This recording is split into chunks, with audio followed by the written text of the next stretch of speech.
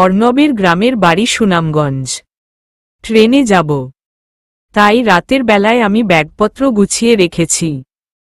এর আগে কখনো আমি ট্রেনে উঠিনি, তাই আনন্দটা বেশি ছিল।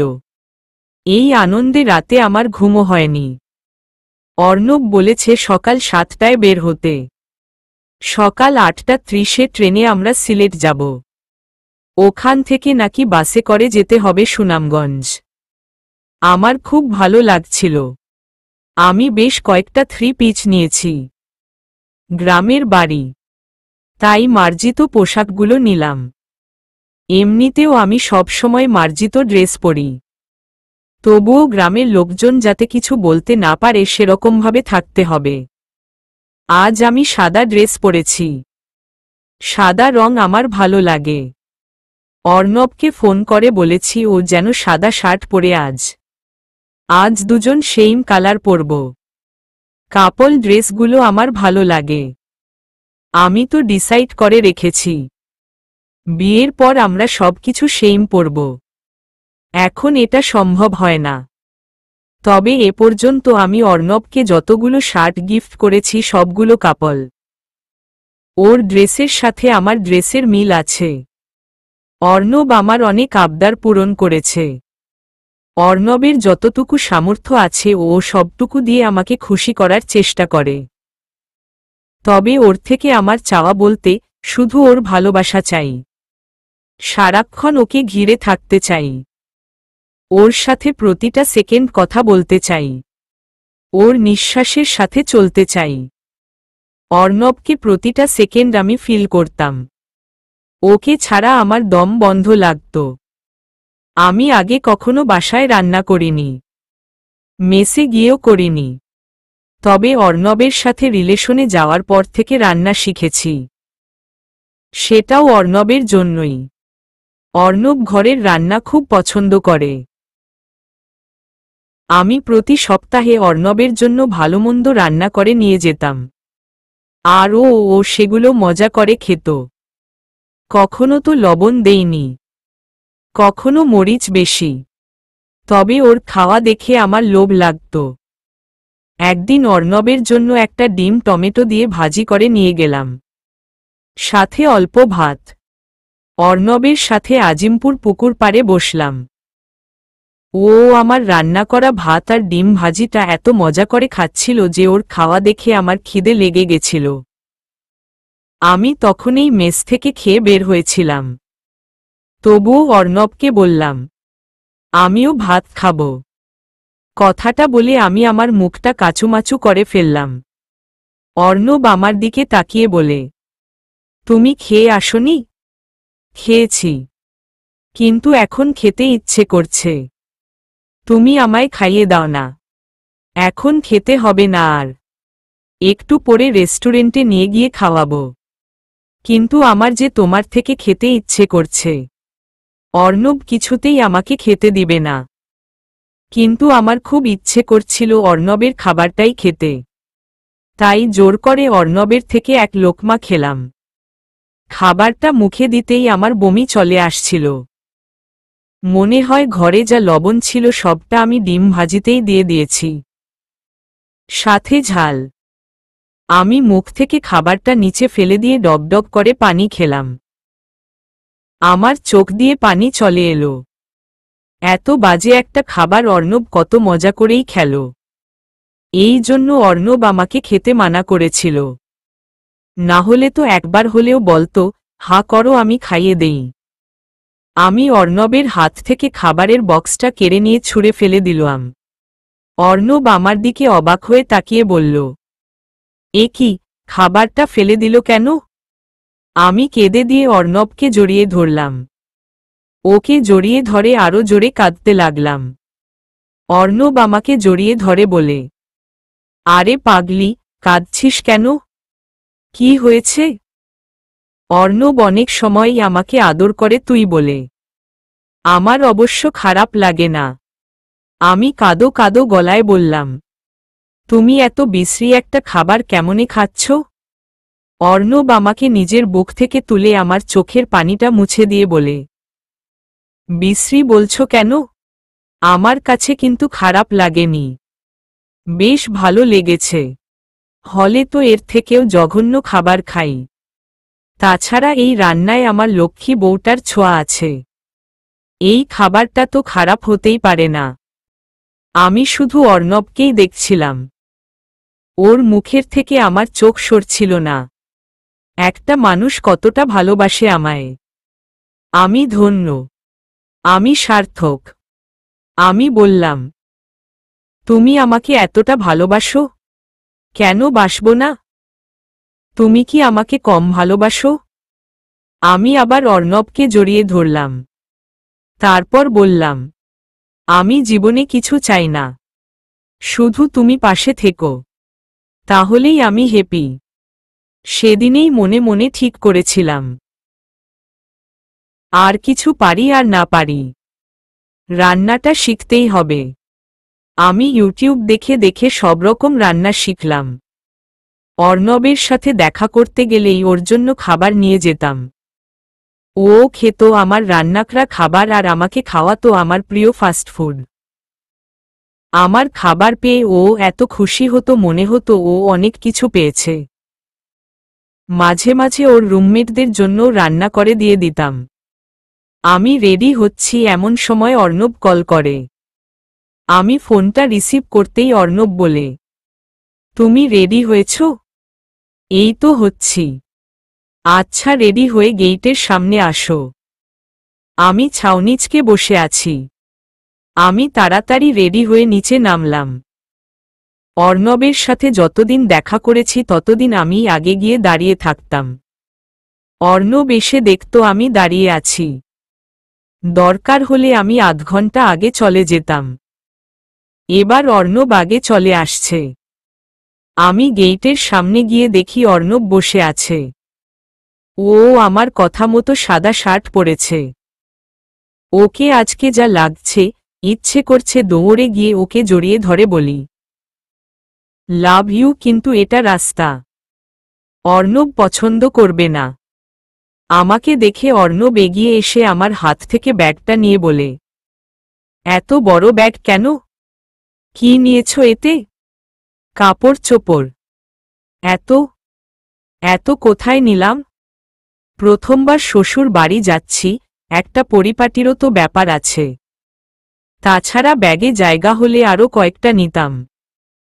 আমার কথা শুনে অর্ণব বলে, আমি তোমাকে চিনি মীরা, তুমি মোটেও এত সাজগোজ করার মতো মেয়ে না।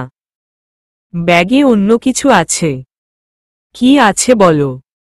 আন্টির জন্য শাড়ি নিয়েছি দুটো, আর কিছু বিস্কুট, একটা জায়নামাজ। আমার কথা শুনে অর্ণব অবাক হয়ে বলে, এত কিছু কেন নিলে?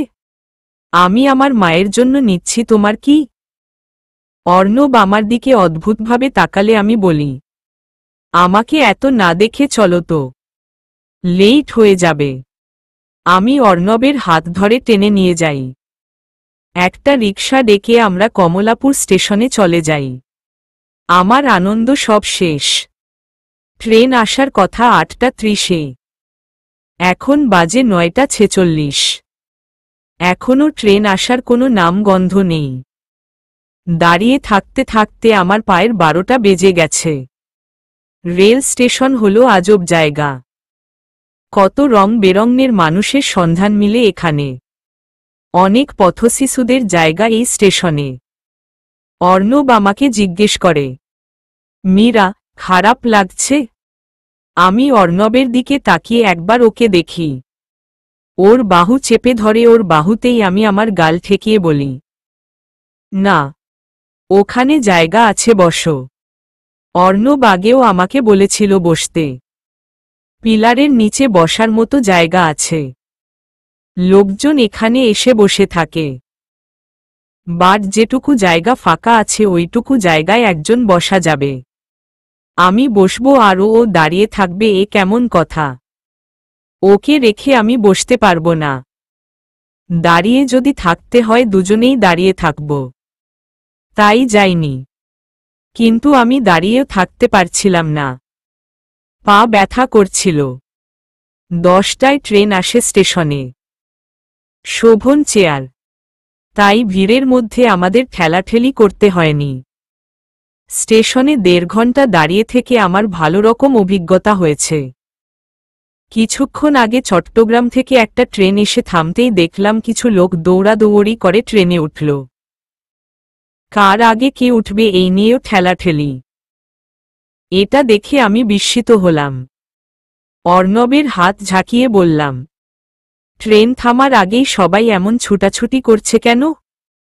লাফিয়ে লাফিয়ে ট্রেনে উঠার কি দরকার? এখন তো ট্রেনটা এমনি থামবে, কেউ যদি ধাক্কা লেগে নিচে পড়ে যায়। আমি খেয়াল করে দেখলাম ট্রেনের এক একটা বগি বেশ উঁচু। প্ল্যাটফর্ম থেকে ট্রেনে লাফ দিয়ে উঠতে হয়। ওদের এমন ঠেলাঠেলি দেখে আমারই ভয় ভয় লাগছে।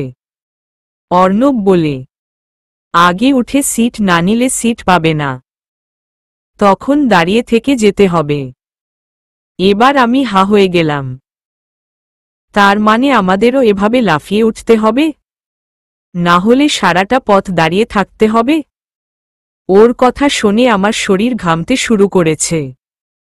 আমি বেশিক্ষণ দাঁড়িয়ে থাকতে পারি না। তাছাড়া আমি কখনো এভাবে লাফিয়ে ট্রেনে উঠতে পারবো না। অর্ণবকেও এভাবে লাফিয়ে ট্রেনে উঠতে দিব না। ও যদি ট্রেনে উঠতে গিয়ে প্ল্যাটফর্ম আর ট্রেনের ফাঁকা জায়গায় পড়ে যায়। না না, কিছুতেই না। আমি অর্ণবের হাত চেপে ধরে কাঁদো কাঁদো গলায় বললাম, আমি তোমাকে কিছুতেই এভাবে লাফিয়ে ট্রেনে উঠতে দিব না। আমিও উঠব না, আমার ভয় করে। আমার কথা শুনে অর্ণব হেসে দিয়ে বলে, আমরা শোভনে যাব, এটা মেইল ট্রেন। আমি বললাম, মেইল ট্রেন কি? টিকিট ছাড়া ট্রেন, ভাড়া কম, 100 থেকে 120টা। এখানে নির্দিষ্ট কোনো টিকিট নাই, যে যেখানে বসতে পারে। বাট আমাদেরটা এমন না, আমি টিকিট কিনে নিয়ে এসেছি। আমাদের এভাবে সিট নেওয়ার জন্য দৌড়াতে হবে না। অর্ণবের কথায় আমি বেশ স্বস্তি পেলাম।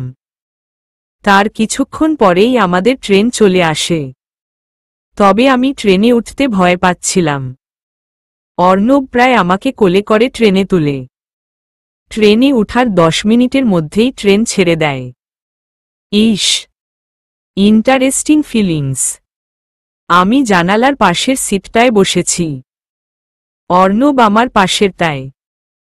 স্টেশনে যে এতক্ষণ দাঁড়িয়ে বোরিং হচ্ছিলাম, এত কষ্ট লাগছিল, তার সমস্ত ক্লান্তি 1 মিনিটেই শেষ হয়ে গেল।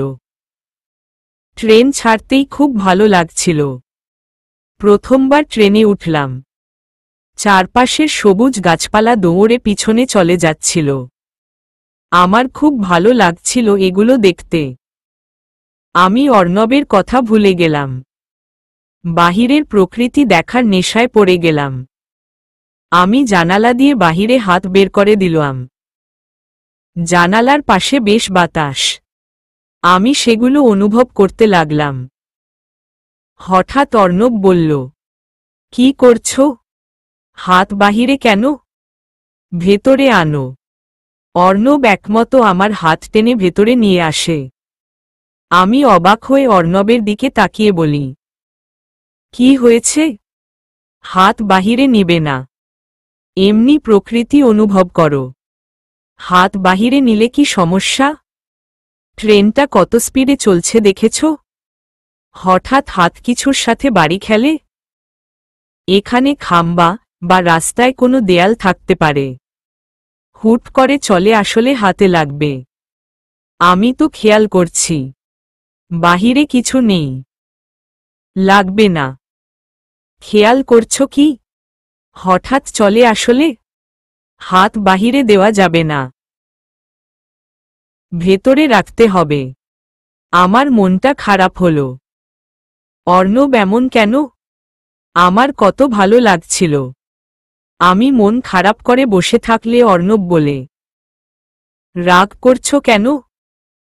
আমি তো ভালোর জন্যই বললাম। হঠাৎ কিছু একটা হলে কি হবে বলতো?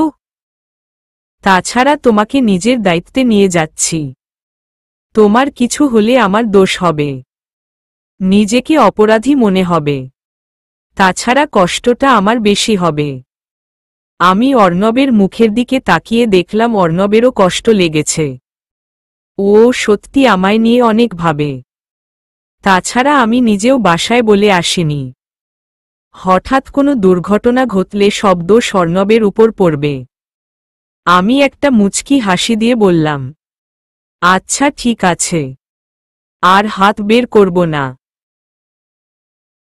আমি অর্ণবের কাঁধে মাথা রেখে বাহিরের দৃশ্যগুলো উপভোগ করতে লাগলাম। প্রায় 4টার দিকে আমরা সিলেট পৌঁছালাম। ওখান থেকে অর্ণব সিএনজি নিল। লোকাল বাস পাওয়া যায়, কিন্তু অর্ণব বাসে উঠল না। বলল, বাসে অনেক ঠেলাঠেলি, তাই সিএনজি দিয়ে ভেঙ্গে ভেঙ্গে যেতে হবে। রাত 9টার দিকে আমরা অর্ণবের বাসায় পৌঁছালাম। অর্ণবের মা তখনও জেগে আছে। তিনি আমাদের অপেক্ষায় বসেছিলেন। অর্ণব আগে আগে, আমি পেছনে পেছনে অর্ণবের বাসায় ঢুকি। দরজা ভেতর থেকে লাগানো। রাত্রিবেলা চারপাশ অন্ধকার। বাসাটা ঠিক বোঝা যাচ্ছে না। অর্ণব দরজা ঠোকা দিল। অর্ণবের মা দরজা খুলে দেয়। অর্ণব ব্যাগটা মাটিতে রেখে তার মাকে জড়িয়ে ধরে। আন্টিও অর্ণবের কপালে চুমু দেয়। আমি কিছুটা দূরে দাঁড়িয়েছিলাম। আন্টি আমাকে দেখে বলেন, আরে মা, তুমি এত দূরে দাঁড়িয়ে আছো কেন? আসো আসো। আমি একটু এগিয়ে এসে আন্টিকে সালাম করলাম। আগে সালাম করার রীতি ছিল, এখন নেই। এখন লোকজন সচেতন। হাদিসে আছে পা ছুঁয়ে সালাম করলে নাকি পাপ হয়। অন্য সময় হলে হয়তো আমি মুখে সালাম দিতাম, কিন্তু গ্রামে এসব কুসংস্কার মনে করে। মায়ের বয়সী একজনকে এটুকু সম্মান করতে যদি পাপ হয় হোক। আন্টি আমাকে জড়িয়ে ধরলেন, একদম নিজের বুকের সাথে মিশিয়ে। আন্টির এমন আচরণে আমিও শান্তি পাচ্ছি। মনে হচ্ছে আমি আমার মাকে জড়িয়ে ধরেছি। মনে মনে ভয় ছিল, আন্টি কেমন মানুষ, কিভাবে আমাকে অ্যাকসেপ্ট করবে। এখন শান্তি লাগছে। কিছুক্ষণ পর আন্টি আমাকে ছাড়লেন। আমিও সোজা হয়ে দাঁড়ালাম। আন্টি আমার মুখে হাত বুলিয়ে দিয়ে বললেন, আমার ছেলের পছন্দ বরাবরেই ভালো। আমি জানতাম আমার ছেলে লক্ষ্মী একটা মেয়েকেই পছন্দ করবে। আন্টির কথা শুনে আমি মাথা নিচু করে ফেললাম। অর্ণবও অন্যদিকে ফিরে তাকালো। আন্টি বললেন, আসো, সারাদিন জার্নি করেছ, এখন একটু রেস্ট করবে। হাত মুখ ধুয়ে আসো, খেয়ে একবারে শুয়ে পড়বে। কাল অনেক গল্প করব। আমি আন্টির সাথে গেলাম। অর্ণব অন্য একটা রুমে গেল। আমি আর অর্ণব ফ্রেশ হয়ে আসলে আন্টি আমাদের খাবার দেন। আন্টি কয়েক রকম খাবারের আয়োজন করেছেন। আমি সব কিছুর নাম জানি না, তবে খেতে খুব মজা। আন্টি নিজের হাতে রান্না করেছেন। ছোট ছোট মাছ রান্না করেছেন। তরকারিটা এত ভালো লাগলো। এই জীবনে হয়তো এত ভালো তরকারি আর খাইনি। প্রথমে আমি ভেবেছি হয়তো খেতে পারবো না, কিন্তু পরে চেটেচুটে খেয়েছি। অনেকদিন পর তৃপ্তির একটা খাবার খেলাম। খাওয়া দাওয়া শেষ করে আমরা শুতে গেলাম। অর্ণবদের ঘরে দুটো রুম। একটায় ও বাড়ি আসলে থাকে আর একটায় ওর মা থাকে। তাই আমি আন্টির সাথেই ঘুমাতে গেলাম। তবে বাড়িটা বেশ পুরনো, ভেতর থেকে বোঝা যাচ্ছে। সারাদিন জার্নি করার ফলে আমি এক ঘুমে রাত কাবার করে ফেলি। রাতে আমি বিছানায় শুয়েছিলাম, এর বাহিরে কোনো কথা মনে নেই। সকালে কারো স্পর্শে আমার ঘুম ভেঙে যায়। অর্ণব আমার মুখের উপর থেকে চুলগুলো আলতো করে সরিয়ে দেয়। ওর স্পর্শে আমি চোখ খুলে দেখি অর্ণব আমার পাশে বসে আমার দিকে তাকিয়ে আছে। অর্ণবকে দেখে আমি লাফ দিয়ে উঠে বসি। অর্ণব আমার দিকে কিছুটা ঝুঁকেছিল। আমি উঠে বসাতে অর্ণবর সাথে সাথে সোজা হয়ে যায়। আমার হঠাৎ এমন লাফ দেওয়াতে অর্ণব কিছু চমকে ওঠে। অর্ণব হাত দিয়ে ইশারা করতে করতে বলে, রিল্যাক্স। আমি অনেকটা দূরত্ব বজায় রেখে বসি। 2 হাত দিয়ে নিজের হাত কচলাই। তারপর আবার অর্ণবকে দেখি।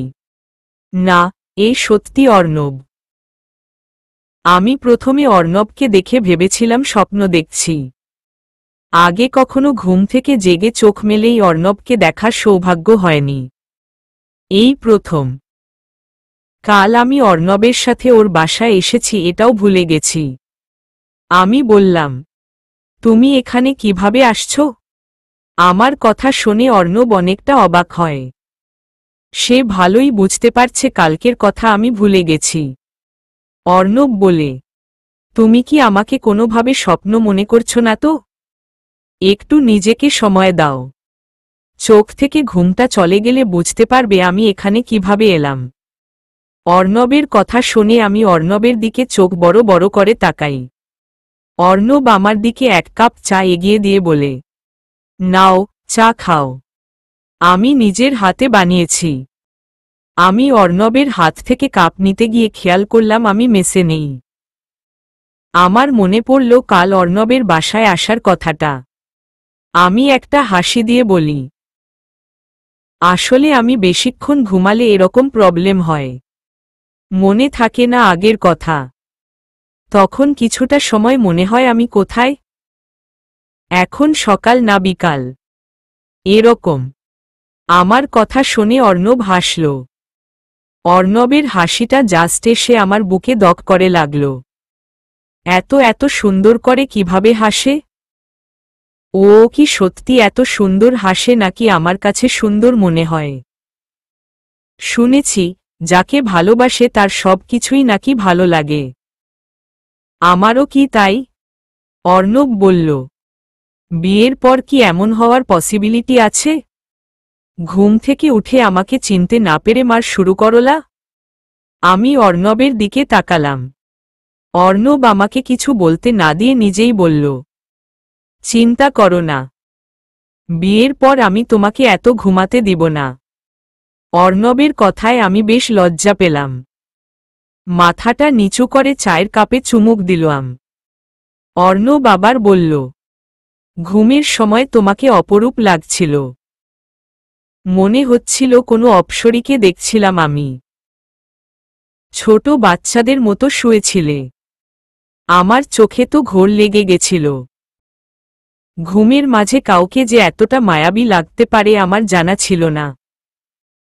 এর আগে ঘুমের মধ্যে কোনো মেয়েকে দেখার সৌভাগ্য আমার হয়নি। আমি শুধু অর্ণবকেই দেখছিলাম।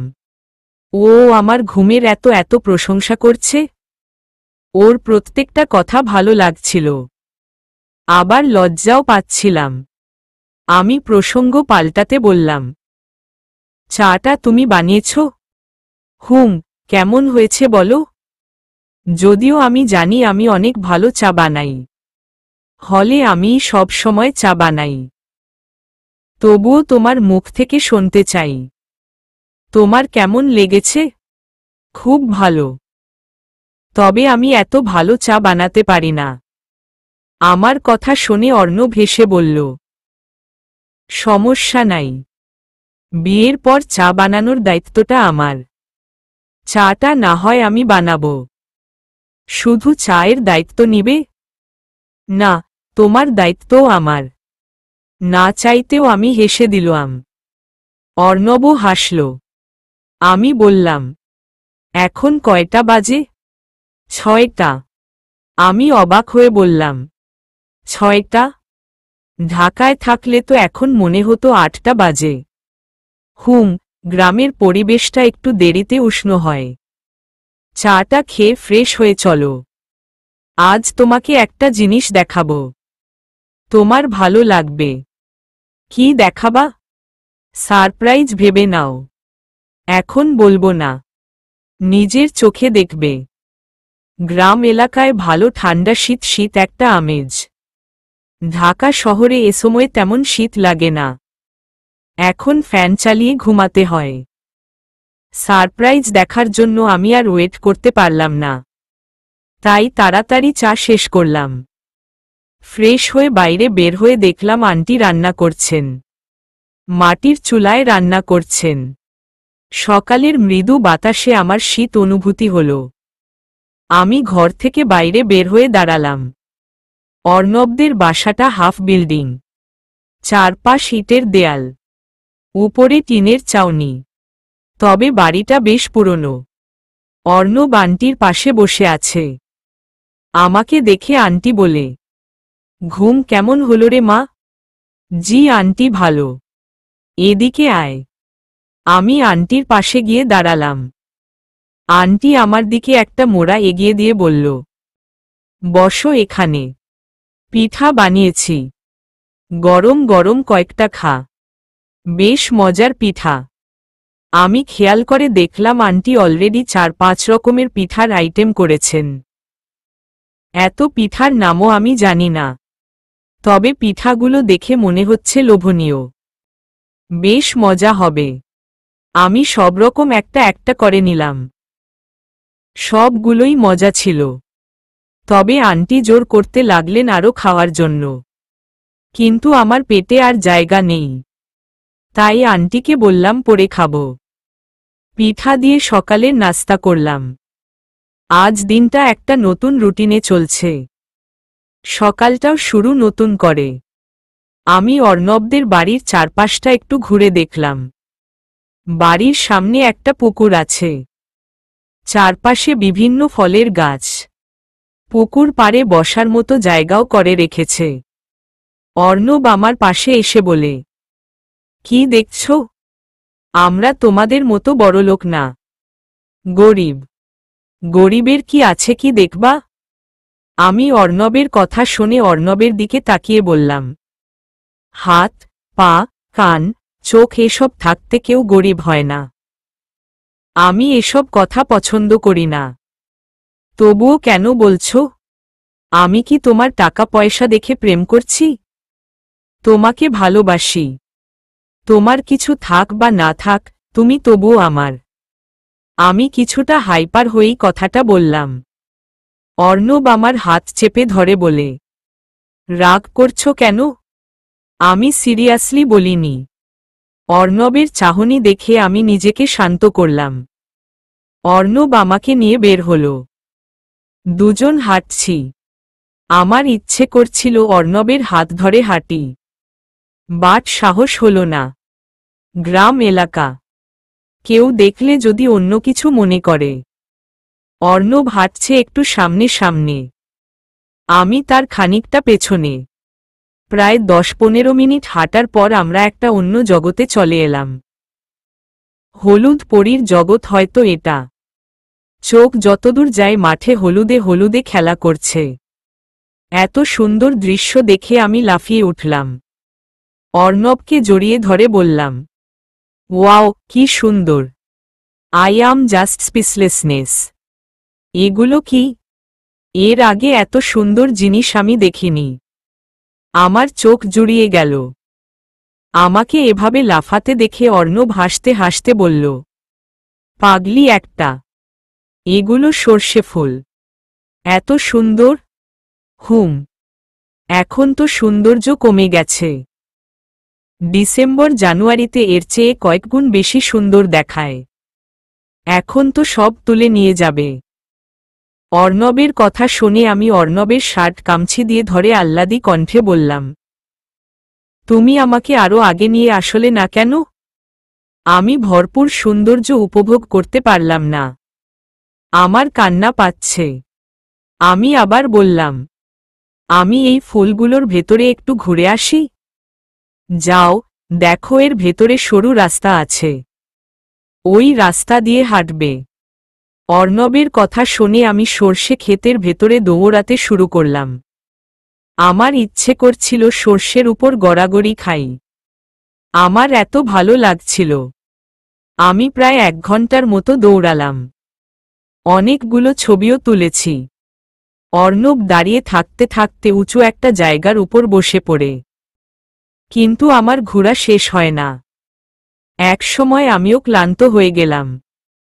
আমি অর্ণবের পাশে বসে ওর পিঠের উপর নিজের শরীরের সবটা ভর ছেড়ে দেই। অর্ণবকে পেছনে থেকে জড়িয়ে ধরি। অর্ণব বলে, ঘোরা হয়েছে? হুম। কি সুন্দর, আমার খুব ভালো লেগেছে। তা তো তোমাকে দেখেই বুঝতে পারছি। জানো, এর আগে কখনো এতটা আনন্দ পাইনি। এর থেকেও সুন্দর দৃশ্য দেখাবো। এর থেকেও বেশি আনন্দ পাবা। এটা তো কিছুই না। অর্ণবের কথা শুনে আমি অবাক হয়ে বললাম, সত্যি? হুম। কি দৃশ্য বল না। এখন বলা যাবে না। বললে ইন্টারেস্ট কমে যাবে। কমবে না। বল না, কি দেখাবে? উহু। আমি অর্ণবকে ছেড়ে দিয়ে রাগী কণ্ঠে বললাম, সবটা যখন বলবে না তাহলে একটু বললে কেন? আমার কথা শুনে অর্ণব আমার দিকে ফিরে তাকায়। আমি কথাটা একটু হাইফার হয়েই বললাম। অর্ণব আমার দিকে তাকিয়েই আছে। আমি উঠে হাঁটতে শুরু করলাম।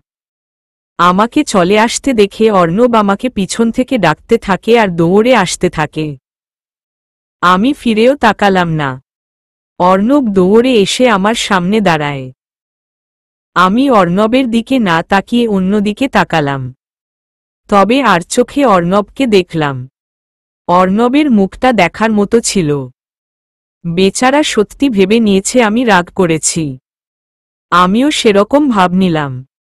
কিন্তু আমি একটুকু অর্ণবের উপর রেগে নেই। ওর উপর রাগ করে থাকা যায় না। অর্ণব করুণভাবে বলে, সরি, আর এরকম করব না। আমি অর্ণবের দিকে ফিরে মুখে ভেঙচি দিলাম। অর্ণব বেচারা আমার দিকে অসহায় ভঙ্গিতে তাকিয়ে আছে। তবে অর্ণবের ফেসটা এতটা ইনোসেন্স লাগছি। আমার খুব হাসি পাচ্ছিল। আমি নিজের হাসি আটকাতে না পেরে হেসেই দিলাম। অর্ণব আমার হাসি দেখে বেকুব হয়ে গেছে। অর্ণব বলে, হাসছ কেন? তোমার মুখটা দেখে। আমার কথা শুনে অর্ণব নিজের মুখে হাত বুলিয়ে বলে, আমার মুখে কি হয়েছে? অর্ণবের কাণ্ড দেখে আমি হাসতে হাসতে কুটিকুটি হয়ে যাচ্ছি। অর্ণব বেচারা এবার অনেকটা বিস্মিত হল। আমার এক হাত ধরে টেনে নিজের কাছে নিয়ে আসে। আমি অর্ণবের বুকের সাথে মিশে যাই। সাথে সাথে আমার মুখ থেকে হাসি উধাও হয়ে যায়। অর্ণব আমাকে শক্ত করে নিজের সাথে চেপে ধরে। আমার শরীর কাঁপছে।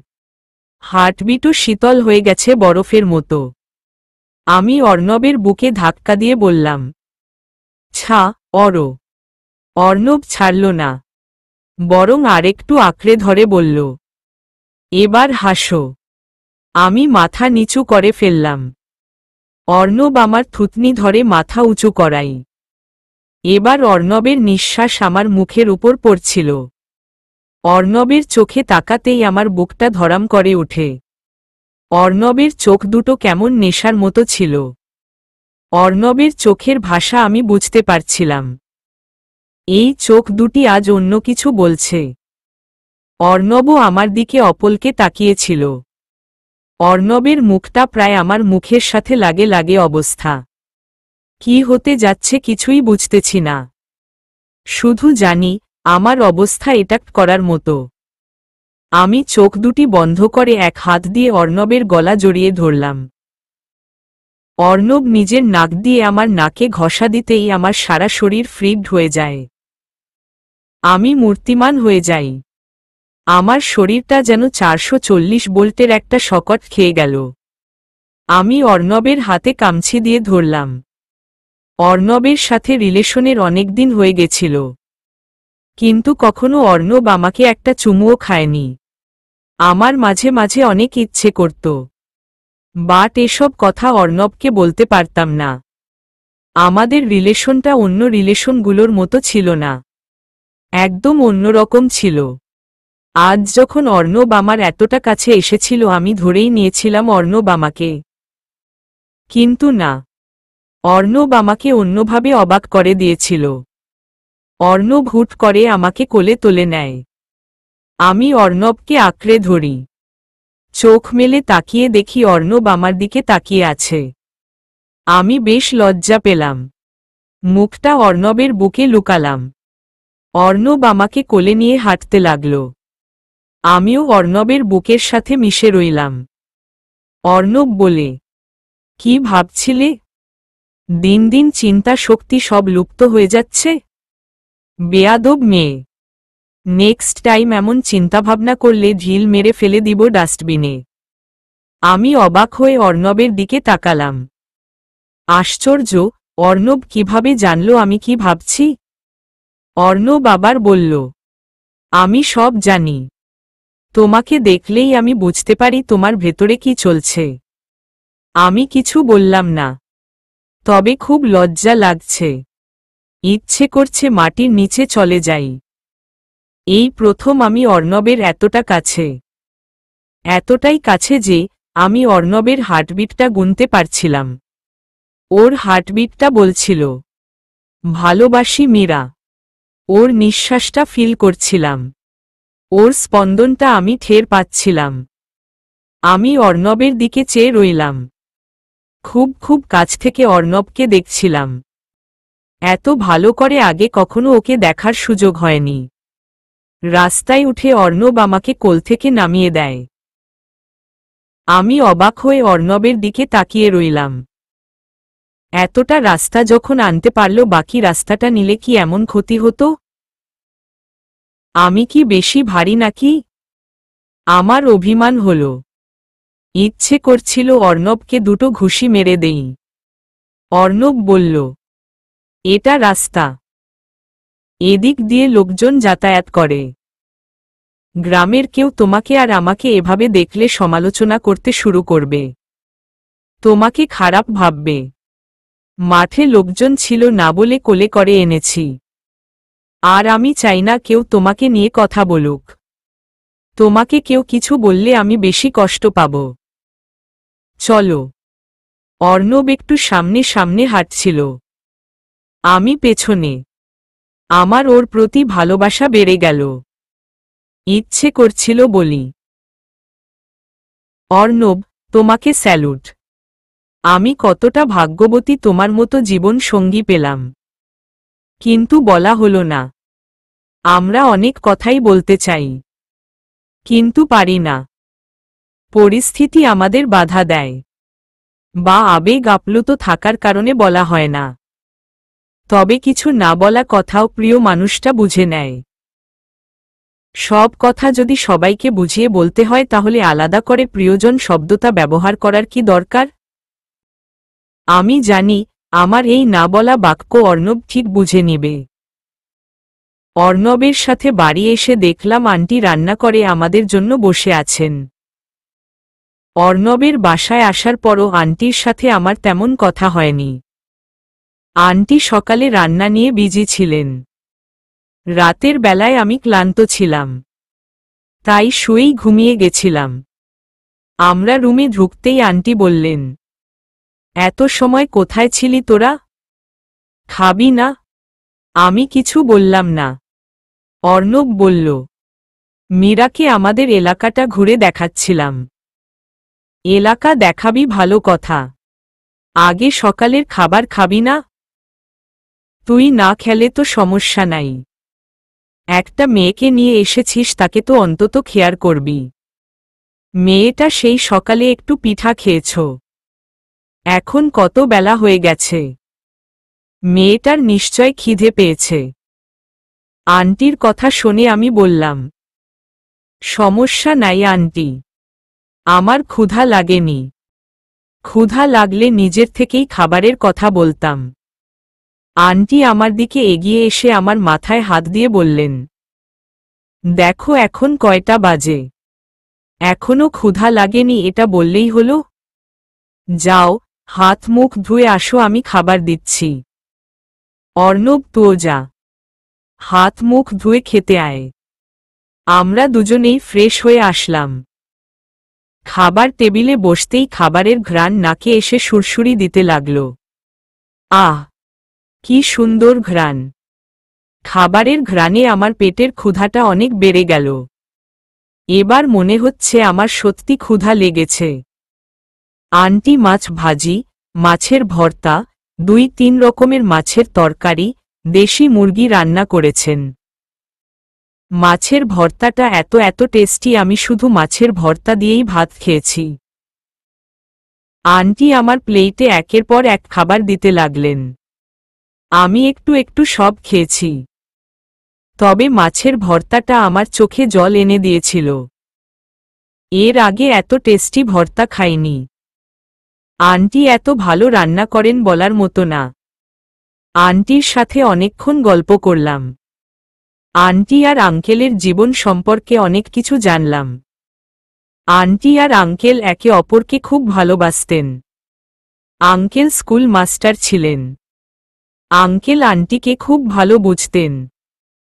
অর্ণব নাকি আঙ্কেলের মতো হয়েছে। আঙ্কেলেও নাকি অর্ণবের মতো লম্বা ছিল। চেহারায় নাকি 80% মিল আছে। আন্টি আমার বাবা মা সম্পর্কে জিজ্ঞেস করলেন। এও জিজ্ঞেস করলেন আমি বিয়ের পর তাদের এই বাড়িতে থাকতে পারব কিনা। আমি বললাম আমি অর্ণবকে ভালোবাসি, ওর জন্য সব করতে পারব। এ বাড়িতে থাকতে আমার কোনো রকম প্রবলেম হবে না। আমার কথায় আন্টি স্বস্তি পেলেন। আন্টির সাথে কথা বলে উনাকে খারাপ লাগেনি। পৃথিবীতে যত ভালো মা আছেন সবার বিচার বিবেচনা করলে তিনিই হয়তো প্রথম লাইনে থাকবেন। আমি কোনো মাকে খারাপ বলছি না। তবে আমার দেখার মধ্যে অর্ণবের মা বেস্ট। আন্টির সাথে কথা বলার পর আমার মনে হলো লোকে বলে মা যদি ভালো হয় তাহলে নাকি সন্তানও ভালো হয়। অর্ণব আর আন্টি হলেন তার প্রমাণ। দুপুরে আমি ঘুমালাম। ঘুম ভাঙল আন্টির ডাক শুনে। চোখ খুলে দেখলাম আন্টির হাসি হাসি মুখ করে বসে আছেন। আন্টিকে দেখে আমিও একটু হাসলাম। আন্টি বলল, আসার পর থেকে তুই তো টাইম মতো কিছুই খাচ্ছিস না। আমি উঠে বসে বললাম, একটু আগেই তো খেয়ে ঘুমালাম। সেই 10টায় খেয়েছিস, এখন 2টা বাজে। আমি তখন অনেক খেয়েছি আন্টি, এখনো পেট খালি হয়নি। আমার কথা শুনে আন্টি হেসে বললেন, শুধু মাছের ভর্তা দিয়ে এটুকু খেয়েছিলি, এতটুকু খেলে হবে? আরও বেশি বেশি খেতে হবে। আমি চোখ দুটো বড় বড় করে বললাম, আন্টি সারাদিন এত খেলে তো আমি মোটু হয়ে যাব। মোটু হবি কেন? তুই এখনো যথেষ্ট চিকন। আর একটু মোটা হলে দেখতে ভালো লাগবে। মেয়েদের একটু লুতুপুতু না হলে ভালো লাগে না। তোর শরীর তো তক্তা, হাড্ডি হাড্ডি, মাংস নেই বললেই চলে। তুই বস, আমি এখানে তোর জন্য খাবার নিয়ে আসি। আন্টি আমার এখন খেতে ইচ্ছে করছে না। ইচ্ছে না হলেও খেতে হবে। আন্টি খাবার আনার জন্য চলে যায়। আমি উঠে ফ্রেশ হয়ে রুমে আসতেই দেখি আন্টি খাবার নিয়ে বসে আছেন। প্লেট ভর্তি খাবার। খাবারের পরিমাণ দেখে আমার চোখ ছানাবড়া। আমি বললাম, আন্টি আমি এত খেতে পারবো না। আমি অসহায় হয়ে আন্টির দিকে তাকালাম। আন্টি আমার হাত টেনে নিজের পাশে বসালো। তারপর নিজেই খাবার মাখাতে লাগল। আন্টি আমার মুখের কাছে লোকমা এনে বলল, হা করর, আমি খাইয়ে দেই। তুই নিজে থেকে তো খাবি না বুঝতে পেরেছি। আমার চোখে পানি চলে এলো। আন্টির থেকে এতটা ভালোবাসা আশা করিনি। আমি হা করলে আন্টি আমাকে খাইয়ে দিতে লাগে। আমি শুধু আন্টির মুখের দিকে তাকিয়েছিলাম। আন্টি কথা বলছিলেন আর আমাকে খাইয়ে দিচ্ছিলেন। আমার কানে আন্টির কথা পৌঁছালো না। আমি শুধু আন্টির মায়াবী মুখের দিকে তাকিয়েছিলাম। কখন যে প্লেটের সব খাবার শেষ করে ফেলেছিলাম নিজেও জানি না। আন্টি আমাকে পানি খাইয়ে দিতে দিতে বললেন, এবার কার পেটে গেল খাবারটা? আমি কিছু বললাম না। আন্টির হাতের ছোঁয়ায় খাবারের স্বাদটা বেড়ে গিয়েছিল। আমার কেবল মনে হচ্ছিল আমি অমৃত খেলাম। আন্টি প্লেটগুলো নিয়ে চলে যেতে লাগলে আমি বললাম, আন্টি। আমার ডাক শুনে আন্টি আমার দিকে ফিরে তাকায়। আমি উঠে গিয়ে আন্টিকে জড়িয়ে ধরলাম। আন্টিও আমাকে জড়িয়ে ধরে বলে, পাগলি মেয়ে, আন্টি তুমি অনেক ভালো। আমি সব সময় তোমার সাথে থাকতে চাই। আমাকে তোমার কাছে রাখবে? আমার কথা শুনে আন্টি হেসে বলল, তোর মতো লক্ষ্মী একটা মেয়েকে কি দূরে রাখা যায় বল? অর্ণবের একটা চাকরি হলেই আমি তোকে আমার কাছে নিয়ে আসব। বাড়ির সামনে একা একা হাঁটাহাঁটি করছি। অর্ণব কোথায় আছে জানি না। মনে হলো ও হয়তো ঘুমাচ্ছে, তাই ওকে ডাকতে যাইনি। আমি হাঁটতে হাঁটতে বাড়ির সামনে পুকুর পাড়ে চলে আসলাম। এসে দেখি অর্ণব বড়শি দিয়ে মাছ ধরছে। অর্ণবকে দেখে আমি দৌড়ে অর্ণবের কাছে গেলাম। অর্ণব আমাকে দেখে বলে, কি ব্যাপার মহারানী, ঘুম শেষ? হুম। তুমি কেন? তুমি ঘুমাচ্ছিলে, ভাবলাম কি দরকার তার এত সুন্দর আরামের ঘুমটা নষ্ট করার। আমি কথা বললাম না। অর্ণব বড়শিতে টোপ দিল। আমি বললাম, তুমি মাছ ধরতে পারো? হুম। ছোটবেলায় আমার সাথে মাছ ধরে কেউ পারত না। আমি অর্ণবের পাশে বসলাম। ও একটু পরপর মাছ তুলতেছে। অর্ণবের মাছ ধরা দেখে আমার খুব ভাল লাগছে। আমারও ইচ্ছে করছে মাছ ধরতে। আমি আগে কখনো মাছ ধরিনি, তবে এবার ইচ্ছে করছে, খুব ইচ্ছে করছে। আমি বললাম, আমিও মাছ ধরব। আমার কথা শুনে অর্ণব আমার দিকে তাকিয়ে একটা হাসি দিয়ে বলে, তোমাকে মাছ ধরতে হবে না, তুমি পারবে না। না, আমি ধরব। তুমি পারবে না। তুমি বসে থেকে দেখো। আমি অর্ণবের বাহু ধরে ঝাঁকিয়ে বললাম, আমি ধরব। আমাকে একটা বড়শি দাও না, প্লিজ দাও। আমি কন্টিনিউয়াস অর্ণবকে ডিস্টার্ব করতে লাগলাম। অর্ণব আমার দিকে চেয়ে বলে, অহো মীরা, তুমি খুব জেদ করো ইদানিং। অর্ণবের কথা শুনে আমি মুখটা কালো করে বললাম, আমি জেদ করি? তুমি আমাকে আর আগের মতো ভালোবাসো না। আমার কথা শুনে অর্ণব আমার দিকে ফিরে কেমন করে জানি তাকায়। ওর তাকানো দেখে আমি অসহায় দৃষ্টিতে তাকালাম। আমার চোখ ছলছল করছে। অর্ণব শান্ত কণ্ঠে বলে, তুমি পারবে না। তাছাড়া তোমাকে এখন বড়শি এনে দিল আমার আর মাছ ধরা হবে না। তুমি বরং চুপ করে বসে দেখো আমি কিভাবে মাছ ধরি। তুমি আমাকে বড়শি এনে দিবে না তো? তুমি এমন করছো কেন? সব কিছুতে জিদ করছো। আগে তুমি এমন ছিলে না, এখন সব কিছুতে জেদ করো, বায়না ধরো। এটা কিন্তু ঠিক না। তুমি আমাকে এভাবে বলতে পারলে? আমি কেঁদেই দিলাম। আমার কান্না দেখে অর্ণব বিস্মিত হয়ে গেল। অর্ণব বড়শি রেখে আমার গালে হাত দিয়ে চোখের পানিটা মুছে দিয়ে বলে, কি করছো? এভাবে ছোটদের মতো কাঁদছো কেন? চুপ করো, লোকজন দেখলে কি ভাববে? আমি কেঁদে কেঁদে বললাম, তুমি আমাকে বকা দিছ। আমি বকা দেইনি, আমি তো নরমালি বললাম।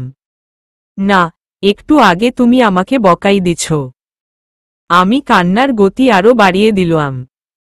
অর্ণব বলে, প্লিজ বন্ধ করো, আমি তোমার জন্য বড়শি নিয়ে আসছি, তবুও কান্না করো না। অর্ণব কোথায় থেকে জানি আমার জন্য একটা বড়শি নিয়ে আসে। আমি অর্ণবের কাছেই বসি, কিন্তু ও বলল একটু দূরে বসতে, তাই একটু দূরে গিয়ে বসলাম। অর্ণব আমাকে সব দেখিয়ে দেওয়ার পরও আমি পারছিলাম না। এই সময়ে অর্ণব 4-5টা মাছ ধরে ফেলে, আর আমি কিছুই পারছিলাম না। আমি বললাম, আমার বড়শিতে মাছ ধরে না কেন? বলেছিলাম না তুমি পারবে না? সবাই সবকিছু পারে না। আমি একটু রেগে বললাম, চেষ্টা করলেই পারে। ঠিক আছে, তুমি চেষ্টা করো। আমি আবার মাছ ধরার চেষ্টা করতে লাগলাম, কিন্তু পারছি না। আমি বড়শিতে টোপটাও লাগাতে পারছি না। এটার জন্য অর্ণবকে ডিস্টার্ব করি। আমি অসহায় হয়ে বসে আছি। আমি একটাও মাছ পেলাম না। আর অর্ণব মিনিটে মিনিটেই মাছ ধরে। হঠাৎ আমার মাথায় একটা বুদ্ধি এলো। আমি অর্ণবের সাথে গা মিশে দাঁড়িয়ে বললাম, আমি তোমার জায়গায় বসব, তুমি উঠো। আমার কথা শুনে অর্ণব অবাক হয়ে বলল, মানে? তুমি যেখানে বসছ সব মাছগুলো এখানে, আমায় জায়গায় একটাও মাছ নাই। আমি এখানে বসব, তুমি উঠো। মাছ এখানে মানে কি? পুকুরে সব জায়গায় মাছ আছে, তুমি ধরতে পারছো না তাই বলো। তুমি বজ্জাত, আমাকে পচা জায়গা সিলেক্ট করে দিছো, যাতে আমি মাছ না পাই, আর নিজের জন্য ভালো জায়গা সিলেক্ট করছো। আমার কথা শুনে অর্ণব চোখ গোল গোল করে হা করে আছে। আমি অর্ণবের হাত ধরে টেনে তুলে বললাম, সরো, আমি মাছ ধরব, এবার মাছ ধরে দেখাবো।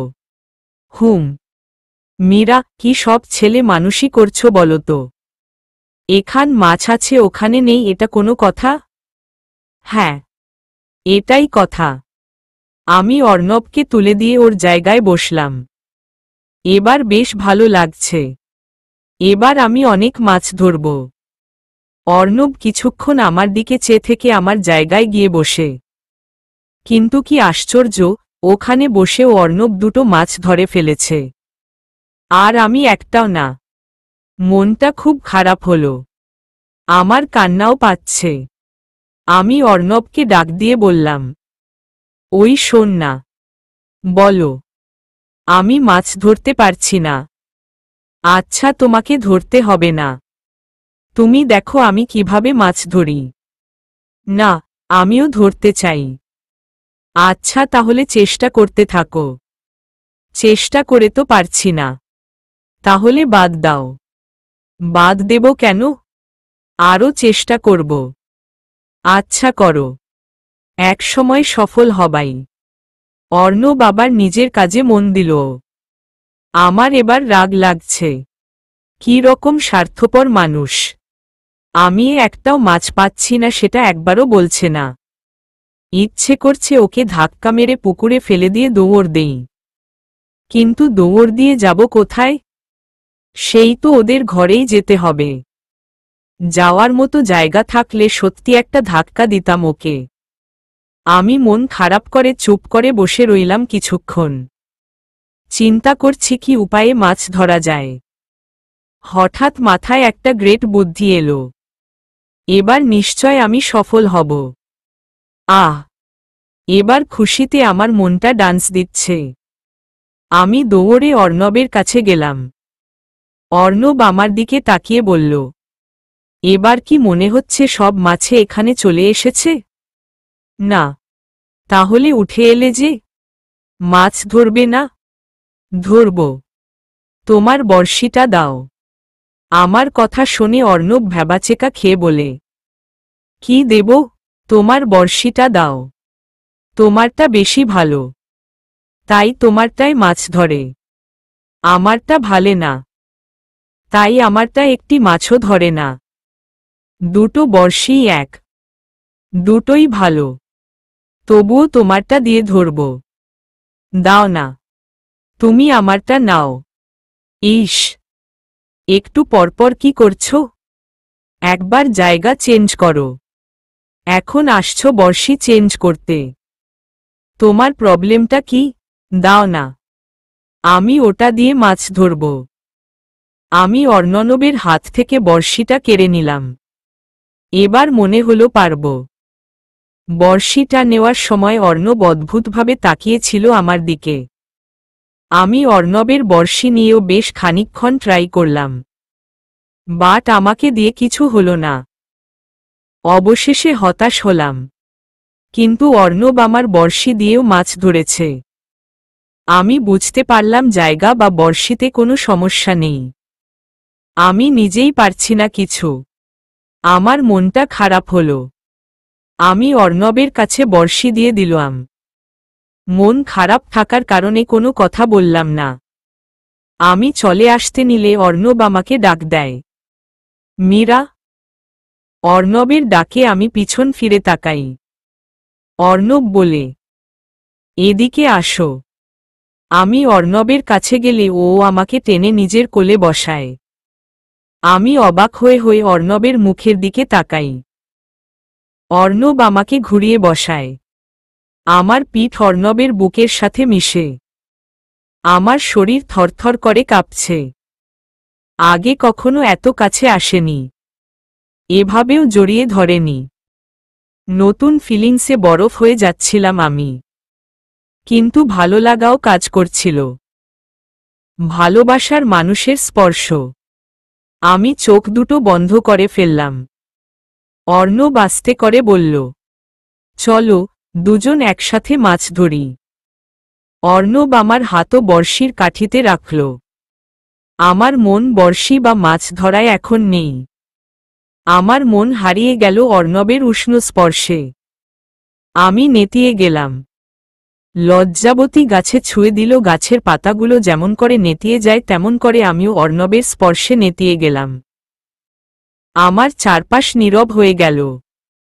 মনে হচ্ছিল আমার সমস্ত শক্তি শেষ। অর্ণব আমাকে ঝাপটে ধরে রেখেছে।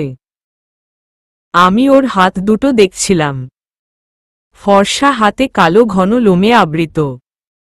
হাতের লোমগুলো দেখেই আমার শরীর শিহরণ দিয়ে গেল। আমার খুব ইচ্ছে করছিল ওর হাত ছুঁয়ে দিতে। এর আগে কখনো অর্ণবকে এভাবে খেয়াল করিনি। আমি বাম হাত দিয়ে অর্ণবের বাম হাত চেপে ধরি। অর্ণব বলে, মীরা দেখো, টোপটা মাছ খেতে চাচ্ছে। যখন দেখবে সাদা কাঁটিটা পানির নিচে চলে গেছে তখন বুঝবে মাছ বড়শিতে আটকে গেছে। তখন মাছটা তুলে আনবে। তুমি একটা মাছ ধরতে পারলেই চলে যাব। আর মাছ দরকার নেই। অনেকগুলো ধরলাম। আমি অর্ণবের দিকে একটু তাকিয়ে আবার অর্ণবের হাতগুলো দেখলাম। আমার খুব ভালো লাগছিল। ইচ্ছে করছিল না অন্য কোনো কিছুতে মনোযোগ দিতে। আমি অর্ণবের বুকে আমার পিঠ ঠেকিয়ে বসলাম। মনে মনে বললাম, দরকার নেই মাছ ধরার। আমি মাছ ধরব না। এভাবে বসে থাকতেই ভালো লাগছে। মাছ, তুই চলে যা এখান থেকে।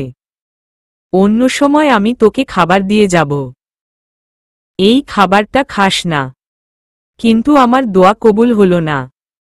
আমার চিন্তা শেষ হতে না হতেই অর্ণব বলে, মীরা, মাছটা বড়শিতে আটকে গেছে।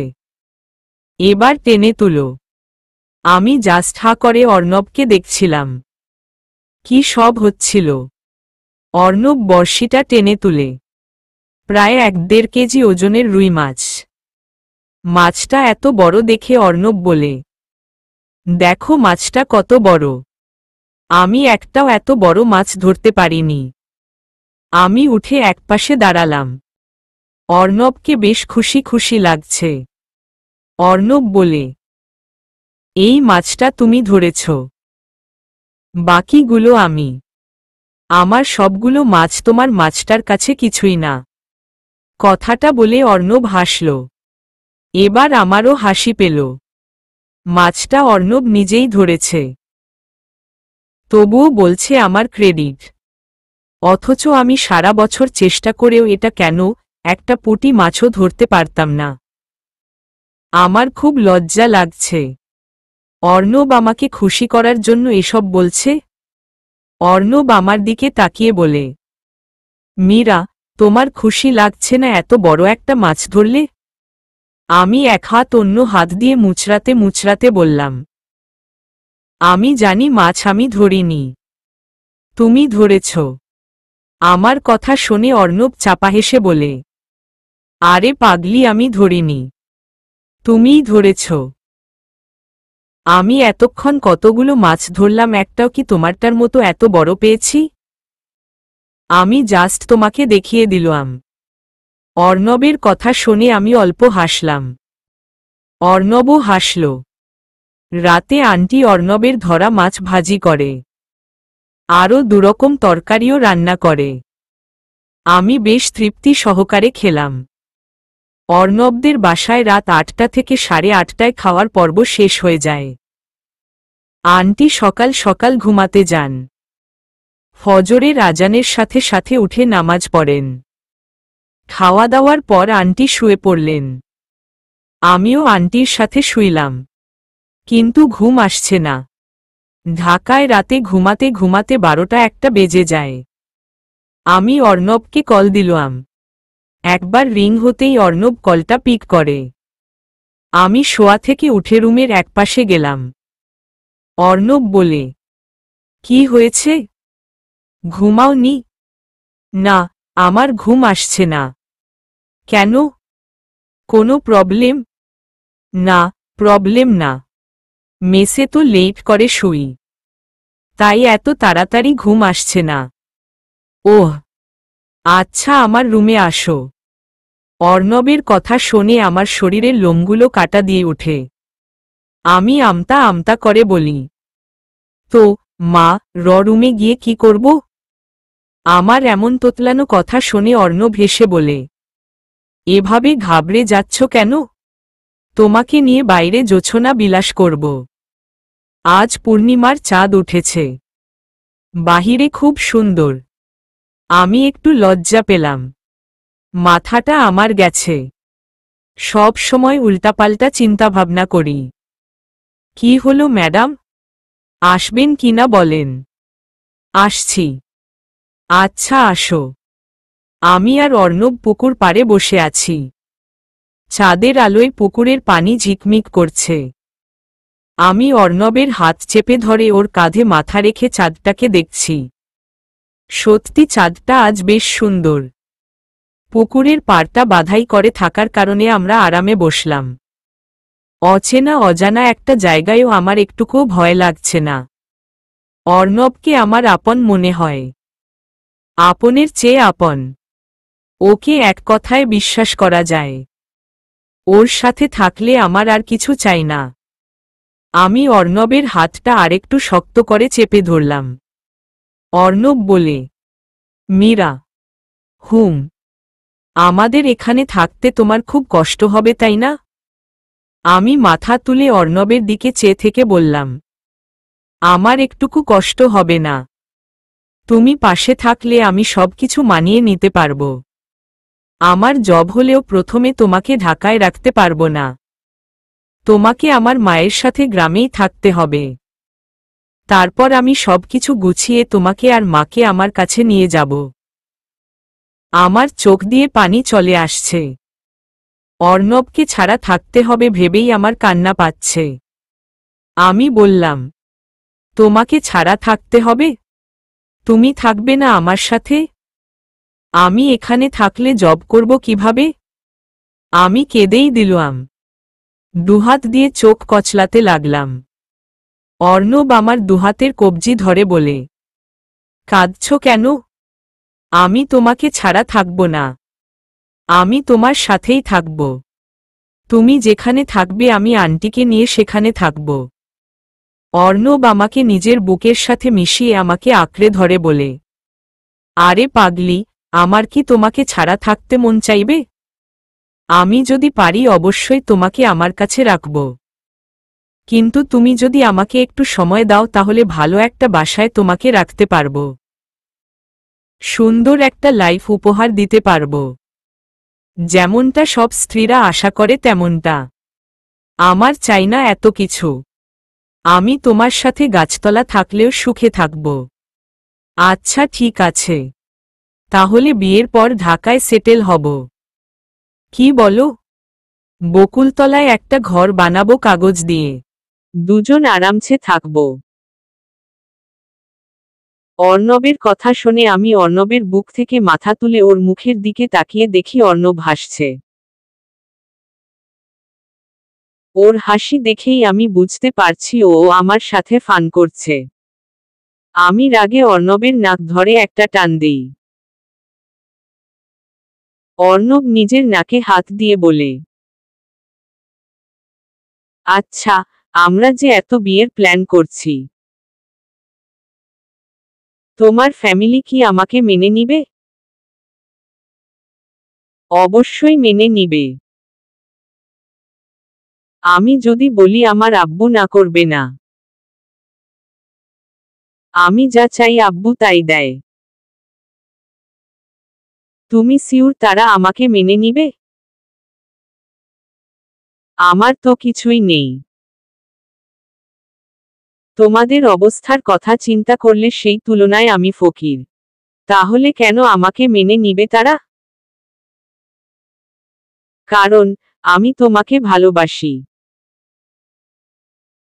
আর তুমি ফকির এই কথাটা কোনো দিন বলবে না।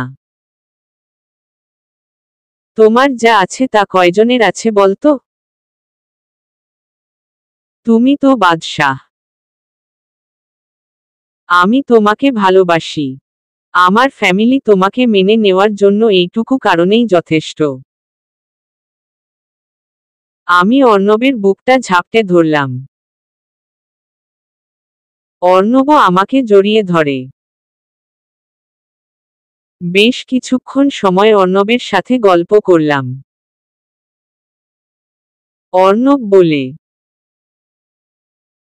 মীরা, এখন গিয়ে ঘুমাও। রাত 12টা বাজে। আরেকটু থাকি না। না, আর না। এখন গিয়ে ঘুমাও। কাল তোমাকে এক জায়গায় নিয়ে যাব। আমি অর্ণবকে ছেড়ে দিয়ে বললাম, সত্যি? পরদিন ঢাকায় ব্যাক করব। কাল আমরা কোথায় যাব? সারপ্রাইজ। এখন বলা যাবে না। বল না। না বললে তো আমার ঘুম হবে না। আরামের একটা ঘুম দাও, না হলে এনজয় করতে পারবে না। আমি ভীষণ এক্সাইটেড ছিলাম। ফলে রাত কাটলো এপাশ ওপাশ করে। কি সারপ্রাইজ ভাবতে ভাবতেই আমার চোখের ঘুম উধাও হয়ে যায়। সকালের দিকে কখন যে আমার চোখটা লেগে যায় বলতেই পারি না। সকালে ঘুম ভাঙল আন্টির ডাক শুনে। আমি চোখ মেলে তাকিয়ে দেখি আন্টি আমার মাথার পাশে বসে আছেন। আমার চোখ দুটো ঘুমে ভরপুর। তবুও হালকা হেসে আন্টির দিকে চোখ টেনে তাকালাম। আন্টি আমার মাথায় হাত বুলিয়ে দিতে দিতে বললেন, ঘুম ছাড়ছে না? আমি আন্টির কথা শুনে শুধু হাসলাম। আন্টি আবার বলল, অর্ণব তোর জন্য বসে আছে। তোকে নাকি কোথায় ঘুরতে নিয়ে যাবে। আন্টির কথা শুনে এবার আমি লাফ দিয়ে উঠে বসলাম। আমি তো ভুলেই গেছিলাম। আমি চোখগুলো কচলাতে কচলাতে বললাম, আমি এক্ষুনি রেডি হয়ে আসছি। আমি ঝড়ের গতিতে ওয়াশরুমে ঢুকলাম। ফ্রেশ হয়ে এসে দেখি আন্টি আর অর্ণব পাশাপাশি বসে আছে। অর্ণব আমার দিকে তাকালে আমি একটু মুচকি হাসি দিলাম। অর্ণবও হাসল। আন্টি আমাকে দেখেই বললেন, খেয়ে যা, তোরা গেলে কখন আসিস ঠিক নেই। আন্টি চলে গেলেন খাবার রুমে। অর্ণব আমার পাশে এসে বলল, এত লেট করলে কেন? রাতে বলেছিলাম না সকাল সকাল উঠতে? আমি বুঝতে পারিনি। ঠিক আছে, আজকে তুমি শাড়ি পরো। আমি অবাক হয়ে বললাম, শাড়ি কেন? এমনি। শাড়ি পরে ঘুরবে। শাড়ি পরলে তোমাকে অপরূপ লাগে। আমার ইচ্ছে করছে তোমায় শাড়ি পরা অবস্থায় দেখি। অর্ণবের কথা শুনে আমি চোখগুলো বড় বড় করে তাকালাম। দেখলাম অর্ণবও আমার দিকে অসহায় অবস্থায় তাকিয়ে আছে। আমি বুঝতে পারছি অর্ণব খুব করে চাইছে আমি শাড়ি পরি।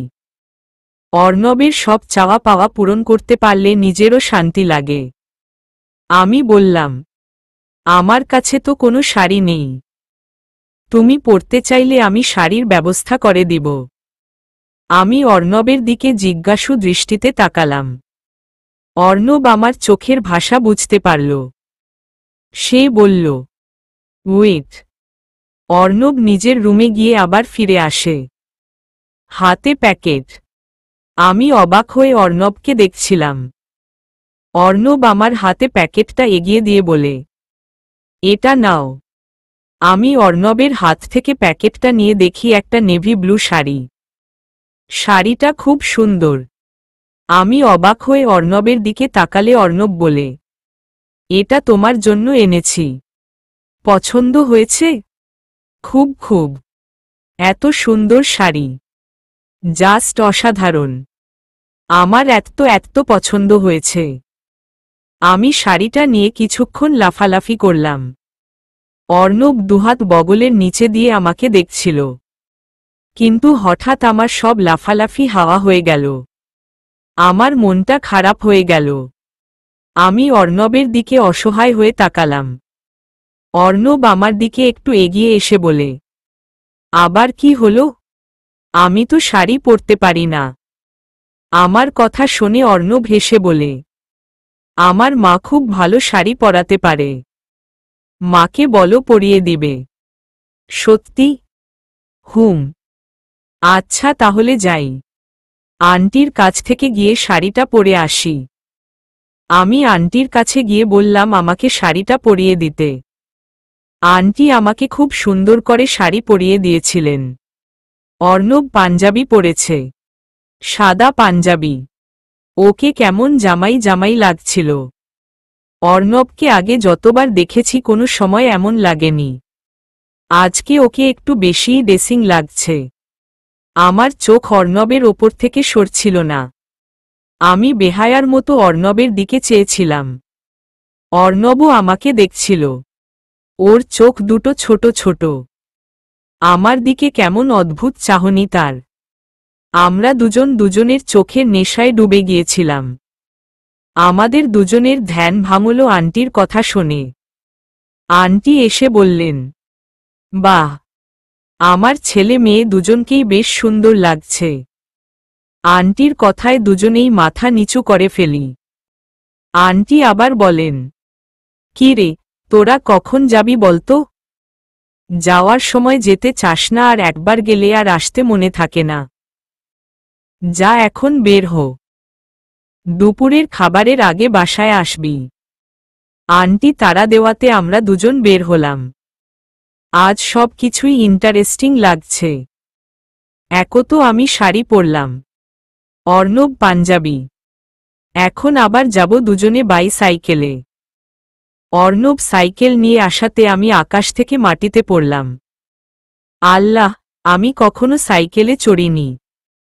আজ সাইকেলে চড়তে হবে? আমি অবাক হয়ে অর্ণবকে জিজ্ঞেস করলাম, সাইকেল দিয়ে কি করবে? আমরা এখন যেখানে যাব সেটা বেশ খানিক দূর। হেঁটে গেলে সময় চলে যাবে। তাই সাইকেল নিয়েছি। আমি চোখ বড় বড় করে বললাম, আমি সাইকেলে চড়ব না। আমার ভয় লাগে। তুমি বাইক নিতে পারোনি?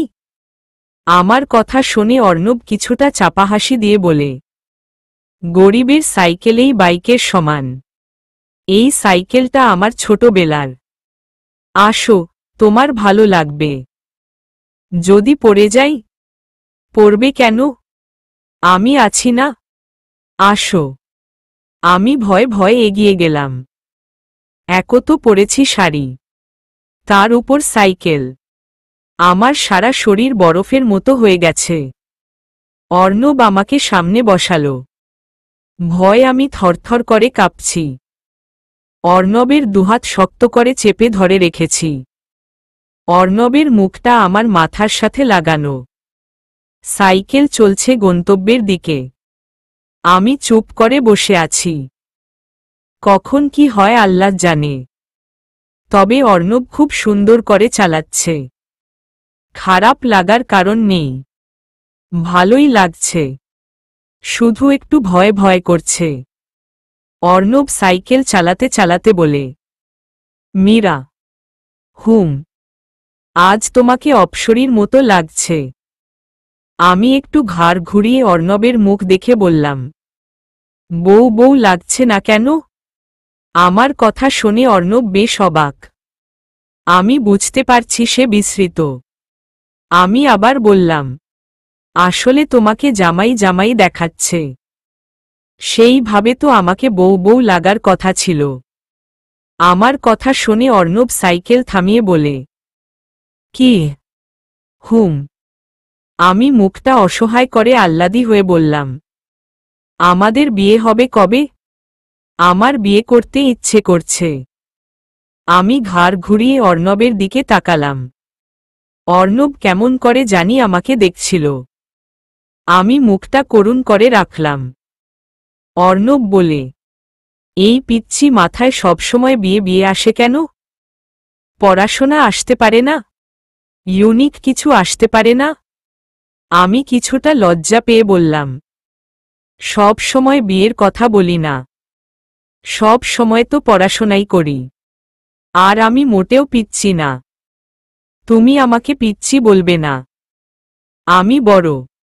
হুম, সে তো দেখতেই পারছি। বিয়ের বয়স হয়ে গেছে। আমি ভ্রু কুঁচকে অর্ণবের দিকে তাকিয়ে বললাম, আমি বিয়ে করব না?